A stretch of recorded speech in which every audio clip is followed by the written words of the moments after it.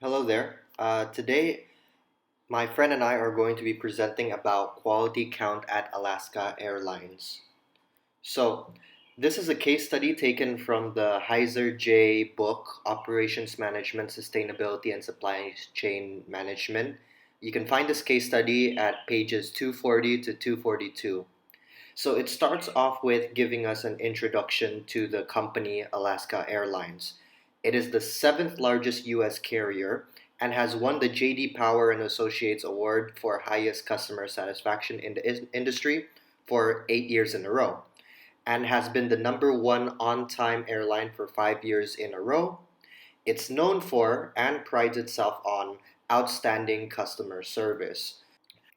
So the management's approach on commitment to quality has driven much of the firm's success, generated an extremely loyal customer base, and created a participative quality culture. And the firm's activity and approach to quality control involves leadership training to its employees, constant process improvement, the comprehensive metrics, frequent review of the said metrics, and the flight crews and pilots have undergone supplementary classroom trainings in areas such as Sigma, which is a TQM tool that offers training. So, over 200 managers have obtained the Six Sigma Green Belt certification. So, here we see a sample of what they would call a scorecard. So, what happens is certain crews, pilot crews, because they're an airline company, are given scorecards. We see that there are many things written here, including process compliance, staffing, MAP rate, delays, time of carousel, safety compliance, and etc. So each of the major categories in this scorecard has an important weight or score. And the better they are at a specific area, the higher they will be scored. And these scores are basically summed together towards a total out of 100%, and they're given a grade to that. So, what is very important about this scorecard is that it provides a 3.7% bonus if the employee has done outstanding performance. Also, it has a deterrence as well. If they do poorly in their performance, they will be given a 5% penalty. So this serves as both a incentive and a deterrence for performing well in the business. So towards the case study, they made a lot of points towards the importance of quality control. We see that Alaska Airlines collects more than 100 quality and performance metrics every day. So quality and performance metrics are specific, I would say, specific elements or specific task activities that one should perform in order to uphold quality and performance. We'll get into that later on in the presentation. Operations personnel review each airport hub's performance scorecards daily and their overall scorecards weekly. The focus is on identifying problems, areas, and trends, determining the cause, and working for a preventive measure. And within the operations function, there are numerous detailed input metrics. And the management operates under the assumption that if all the detailed input metrics are acceptable, then major key performances will automatically score well. So, what is an importance of customer service and how does it affect TQM? Well, this company, Alaska Airlines, actually prides itself on customer service because the customer is an excellent indication of quality management. So, in the case study, it states that when things go wrong, employees mobilize to first communicate with, and in many cases, compensate affected customers. So, if the airline is severely booked or if there's a delay, their first response is to communicate that rather than, wasting time to do other technical stuff. So this lets the customers know that they're always number one on the priority list. Compensations can include 5,000 frequent flyer miles, voucher for meals, hotels, luggage, tickets, etc. Here they show that there are many compensations and they want to compensate customers to uphold the customer service. And in unforeseen cases such as emergency landings or canceled flights, companies make sure to text a comprehensive statement detailing information on what happened and why, alongside a apology letter and or monetary ticket vouchers. So in cases of a delayed flight, they will issue a comprehensive statement, let the customers know what's wrong. So customer service in this particular company is very important.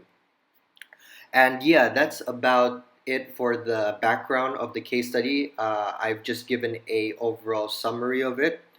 Now let's move on to the discussion section. So the discussion section is made out of 4 questions. The first being, what are some ways that Alaska Airlines can ensure that quality and performance metric standards are met when the company outsources its ground operations to a contract provider?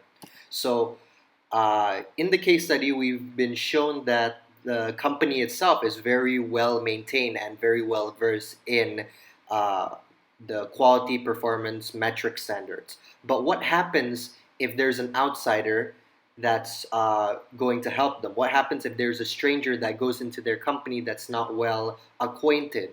What happens then?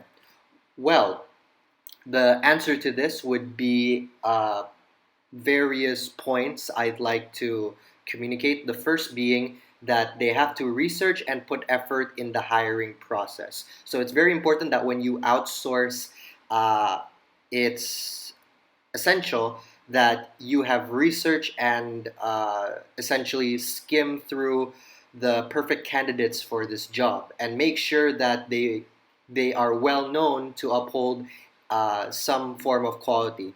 So the second is go through the onboarding process thoroughly. So this refers more to on the job training. When you're going to outsource someone, don't just throw them into the fray and hopes everything works out. No, I think there is a good reason behind giving them a period of time to interact with their surroundings, get to know certain characteristics of the job, and that's the on-the-job onboarding process. The third is that they should prioritize certificate or award-wielding contract providers. So there's various TQM related certificates that they can research and they can hire accordingly. Then they should brief the contract providers on the process, expectations, and company culture. So don't just let them know about what their job is, but tell them about the company culture, how TQM is very much in play, how they want to uphold a certain level of responsibility towards all their employees. And the last is that we should explain current TQM methods in place and urge the outsourcing to follow through with that. So explain to them about the TQM methods, explain to them about the scorecard method, the TQM practices, etc.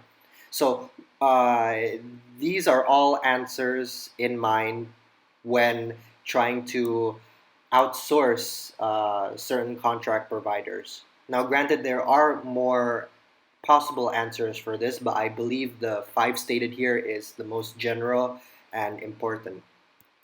So the next question, discussion question number 2 is, identify several quality metrics in addition to those identified earlier that you think Alaska Airlines should track or is tracking or should be tracking. So it's already stated before in the case study that they've tracked 100 or over 100 quality metrics, and a few is already given in the scorecards, such as staffing, process compliance, safety compliance, etc.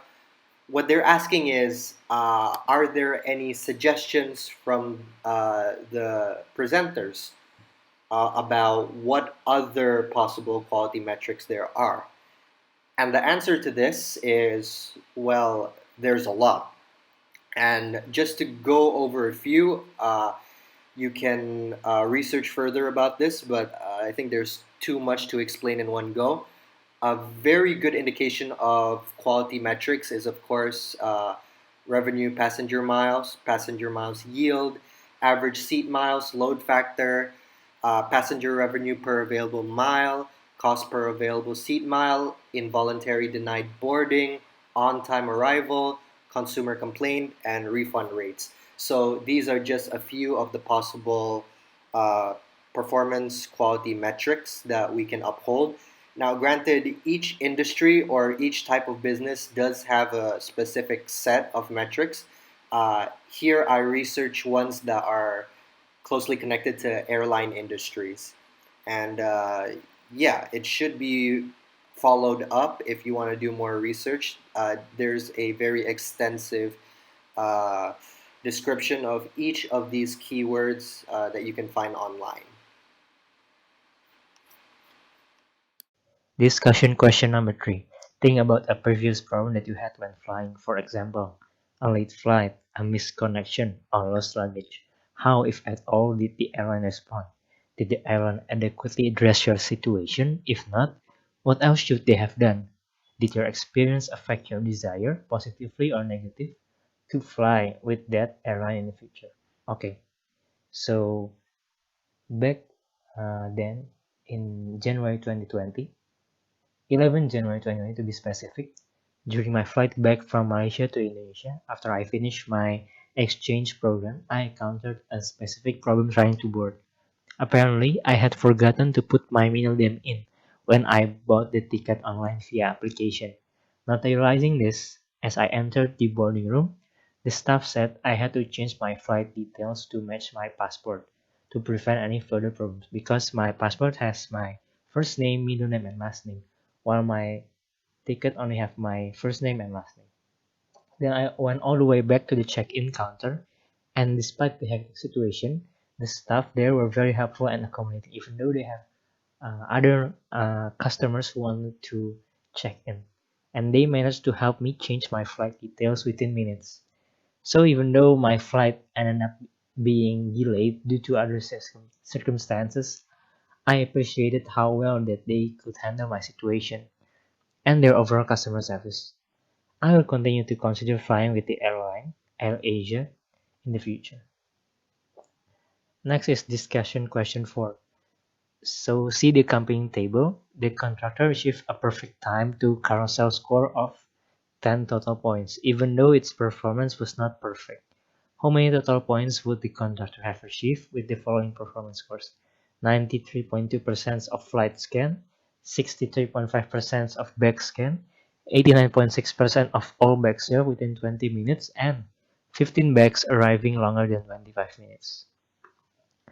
Okay, so you can see here, the percentage of flight scan is 93.20%. Based on the scorecard, the weight is 1.5 because it's in the band of 90 until 95.9%. For the percentage of backscan, which is 63.50%, it got 2 weight because it is above 60%, while for the 20 minutes all backs drop, the percentage of compliance is 89.60%.